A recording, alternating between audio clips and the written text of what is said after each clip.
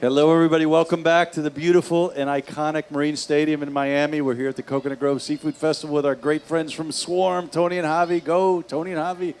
And we have some very special people with us today. We're here at the Eco Discovery Zone, on beautiful, actually right here on the water in Miami. And we are all about trying to support the beautiful families in the Keys, all those children. There's about 15,000 of these families through KeysStrong.org that we're here supporting with Elmira, our favorite angel, batting her wings, feeding 1,800 families in her parking lot yesterday. Incredible. So anybody who wants to support those families, KeysStrong.org, please help us out. But we have some wonderful and super cool people. Everybody loves dolphins, right? No doubt. So with Dolphins Plus Marine Mammals Responder, do you want to talk about this cool organization and what you guys do? Because everybody loves a good dolphin story, and I hear you have a famous one. But talk about the organization first and then this cool story. Okay, my name is Brandon Packlin. I am one of the main responders for Dolphins Plus Marine Mammal Responder. Meaning if a dolphin is distressed or there's a need. Correct. We hold the federal letter of authorization to respond to all stranded marine mammals, especially cetaceans. This is dolphins and whales of all species. And we cover from Palm Beach down to Key West and then all the way up the west side of the Keys to Cape Sable and to Marco Island. Wow, so we almost have about 10,000 square miles that we cover where we respond to marine mammals in distress. So when you say cetaceans, so people understand, whales, dolphins, and porpoise, the three. Correct. So anytime there's a call, you guys are actually the go-to people? We are. To help those beautiful animals, right? Exactly. We are essentially paramedics or EMTs for dolphins and whales. We respond, we stabilize the animal, we transport them back to our facilities so they can be rehabilitated, and then we rehabilitate them as long as we can or as much as we need to get to the point where we can re-release them back to the wild. So what would be a typical, like I know with, it's actually so tragic with manatees, an example, you see the boats and the impact the boats have on the animals. What is the typical challenges that dolphins have? We're talking about probably bottlenose, what spotted dolphins, what are the typical types of issues and what are the types of dolphins we're talking about? Well, one of the most common impacts we find with stranded marine mammals is due to human impacts. A lot of this is toxins that go in the water, things that shouldn't be there, as well as plastic. Plastic is a big deal as well. When you see a plastic bag in the water, this looks very similar to and sea turtles have the same problem, one of their common foods, jellyfish. This is something that's very readily and commonly available to them that they have around all the time, and plastic bags mimic that jellyfish. So unfortunately, they will find that as a food source and try to consume it. There was one time we rescued a pygmy sperm whale down in the Keys, and we were able to put a scope down into the stomach, and we found 37 plastic bags in a pygmy sperm whale stomach. So they understand. So when you talk about a scope, basically it goes down the animals, it's down its mouth, into esophagus, down into the stomach. And when we all look at things like a moon jellyfish, for those who are divers, when you're underwater and you see these animals, a moon jelly, because turtles, a lot of the animals who eat like jellyfish. They love them. When we throw a bag off the boat, or even if it's just put on a park bench and it floats somehow by the wind, brings it into the ocean, a lot of people don't understand the impact that plastic bag really is so dangerous to so many marine animals, right? Exactly. So in that particular case, how many bags were in that animal's stomach? Right around 36. We were able to remove them. So one animal. 36 bags in its stomach. Bags in one. Okay. So to try to draw some comparison, if anybody watching could imagine eating one plastic bag, then 2, then 3, then 4, and having 36 plastic bags in your stomach, the impact obviously would be pretty clear to people. Just that, if you frame it that way. Absolutely. So anytime someone throws a plastic bag anywhere but where it belongs, which is a receptacle that hopefully will get it recycled, that it potentially has the chance of harming a dolphin or a whale. Oh, to impact marine mammals, turtles, can go over a coral head. Birds can also ingest them on accident. Animals get caught up in them. Fish can get caught up in them. They end up in the mangroves, which is a very important estuary and nursery area for a lot of the fish species that end up out on the reef that Captain Slate dives with all the time. They can impact the youngsters that way as well. So plastic, just easy understanding. Plastic bad, throw away Absolutely. good, right? Absolutely. Yeah, so if you want to help animals, habitat, there's a really clear connection between being really responsible with where you dispose of that plastic. Absolutely Do correct. you want to introduce your lovely sidekick here? You I guys would have been love working to. hard all day here at the Coconut Grove Yes, Seafood we are. We're Festival. educating Yes. the people the best we can.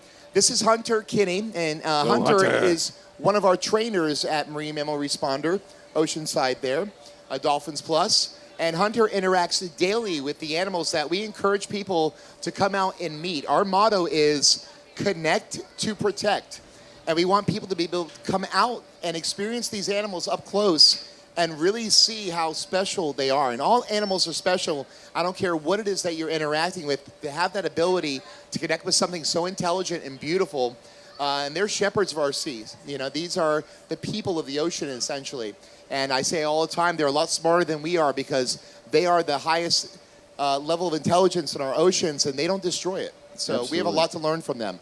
But Hunter Kinney works with these animals daily. He's amazing at what he does. I've been in the field 23 years, 24 years, and I've learned a lot from this gentleman in the past few months that I've been around him. So I'd like to turn it over to Hunter Kinney here and let him say something. So how about that? So everybody watching Hunter, I'm sure they're very jealous. You've got one of the coolest jobs in the world working together with this other role model, right?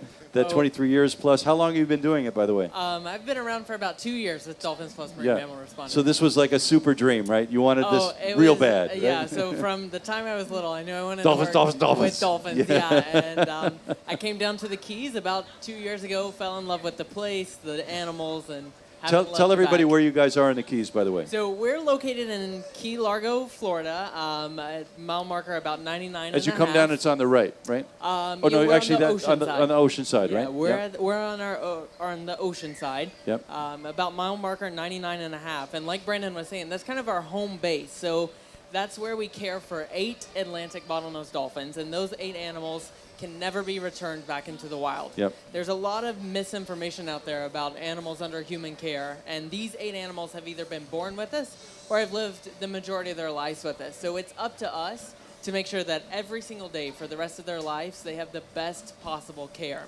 And so my job as a trainer is to work with them and build strong relationships with them to where we can train them for husbandry behaviors, such as voluntary blood draws, voluntary hydrations to keep them nice and hydrated, as well as to train them to do these important interaction programs, because you simply don't get the same feeling from watching a TV show or a documentary or seeing them from miles off as you do by coming to facilities like this and having the interactions that we provide.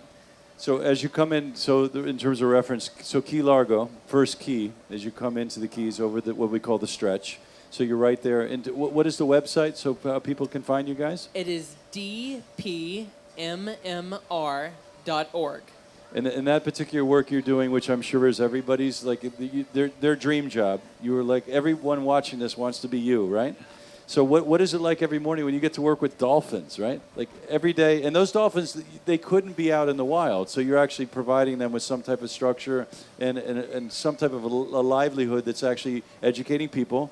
And you couldn't just return them, so that their particular livelihood is just as exciting for them, I'm sure, to see you show up at the dock than it is for you to walk out and see them, right? You want to explain that? What it feels Absolutely. like? I mean, going out to the pools and greeting the dolphins first thing in the morning, every single morning at about 6 or 7 in the morning, we're there to prepare their diets and go out and check on them, make sure that they're doing okay. You're making them breakfast at 6 in the morning? Making them breakfast at 6. What time does your alarm go off every day? Breakfast, lunch, and dinner. Well, this morning about 4:45. 4:45. Okay, early. so if you want to work with dolphins, you got to get up early, right? Okay, tell the kids that, right? Rise, okay. Yeah.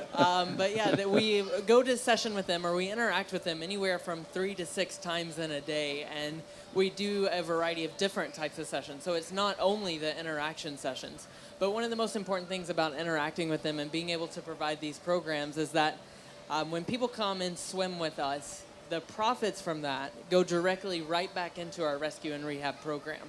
So that's what makes our organization so special. And so as an example, that animal with 36 or however many bags in its stomach is able to be served by virtue of those particular programs and a percentage going back to support that, right? Absolutely. Yeah. You're not going to see the animal rights activists funding these rescues. You're going to see these organizations who are caring for the animals full time.